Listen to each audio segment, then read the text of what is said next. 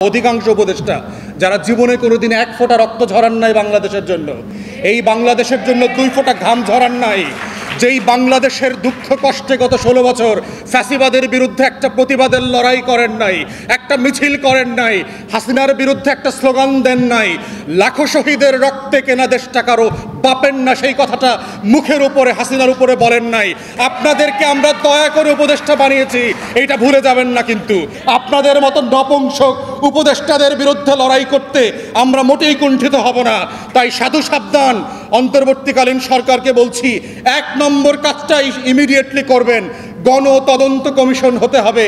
অতএব সেই শহীদদের এবং আহত অন্ধপঙ্গু লোকদের ব্যাপারে যদি আপনারা ন্যূনতম অবহেলা করেন, মাথায় রাখবেন আমরা কিন্তু পালাই নাই।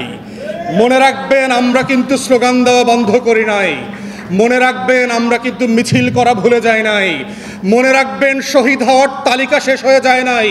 মনে রাখবেন লাশ মর্গ হয়ে যাওয়া আর মাকে চিঠি লেখে মিছিলে যাবে তেমন তরুণরা বাংলাদেশে হারিয়ে গেছে তেমনটা না।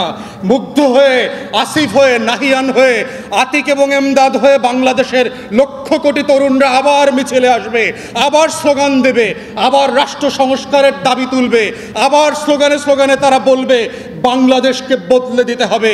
আবু সাইদ মুগ্ধ, শেষ হয় নাই যুদ্ধ। এই লড়াইয়ের প্রতিবাদ হচ্ছে বাংলাদেশের চলমান আন্দোলন।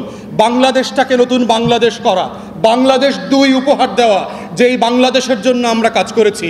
অতএব সকল উপদেষ্টাকে বলছি, আগামী ক্যাবিনেট মিটিংয়ে যদি আপনারা এই গণতদন্ত কমিশন না করেন, আমার এই শত সহস্র শহীদের, লাখো আহত ব্যক্তি এবং লড়াইয়ের যোদ্ধাদের গল্প না শোনেন, আমরা লড়াই করতে রাস্তায় নেমে আসতে বাধ্য হব।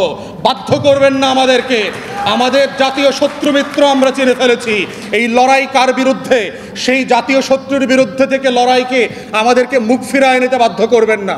তাই আমরা বারবার বলেছি, প্রধান উপদেষ্টাকে বলেছি, অন্যান্য উপদেষ্টাকে বলেছি, গণতদন্ত কমিশন করেন।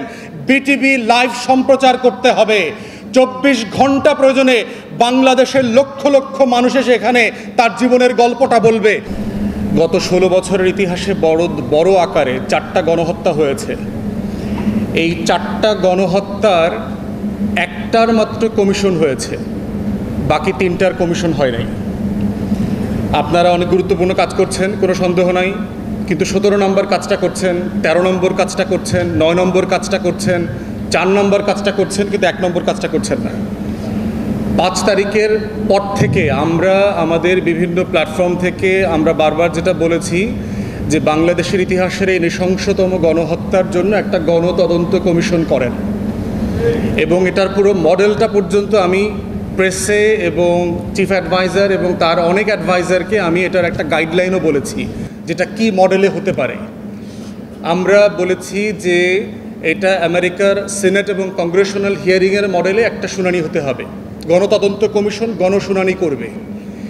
গণশুনানি কেন হইতে হবে? গণশুনানি হইতে হবে এই যে আতিক এবং এমদাদের এই গল্পটা রাষ্ট্রকে শুনতে হবে, শুধু টিএসসি না, শুধু সাধারণ মানুষকে না, পুরো রাষ্ট্রকে শুনতে হবে এই গল্পটা, ওদের লড়াইয়ের গল্পটা।